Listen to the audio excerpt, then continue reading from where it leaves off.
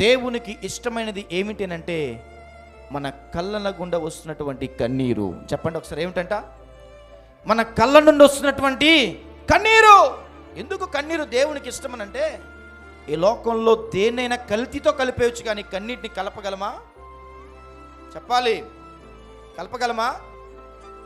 పాలుని కలపచ్చు, ఇంధనాన్ని కలపచ్చు, కానీ కన్నీటిని కలపగలమా? కల్తీ చేయగలమా?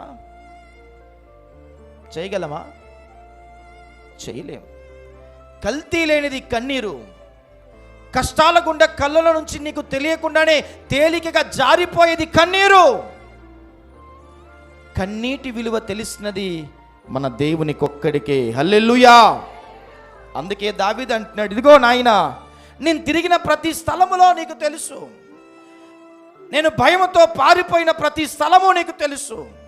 ఆ స్థలములో నా కన్నీటి తుడిచి నన్ను ధైర్యపరిచిన వారు ఒక్కరూ లేరు నాయనా. ఆ కన్నీటి గార్చి భయపడి పిరికితనం చేత పారిపోయిన ప్రతి స్థలములో పరాయివాడిగానే చూశారు తప్ప కానీ ప్రక్కకు తీసుకొని నేనున్నానన్నటువంటి ధైర్యం ఇచ్చే నాదుడు లేడు నాయన. అందుకే నీవు నన్ను కరుణించు అంటున్న మాట ఏమిటో తెలుసా? నా సంచారములన్నిటి నువ్వు కూడా లెక్కించున్నావు, నా కన్నీటినంతటిని కూడా నీవు నీ బుడ్డిలో దాచబడి ఉన్నవి. హల్లెలూయా. ఈరోజు ప్రియ దేవుని సంగమా, దేవుడు ఈ లోకంలో దేనిని చూస్తున్నాడంటే మనం చేసే ప్రార్థనను, ఆ ప్రార్థనలో మన కళ్ళగుండా వచ్చే కన్నీటిని ఆయన తన బుడ్డిల్లో దాచుకుంటూ ఉన్నాడు. హల్లెలూయా.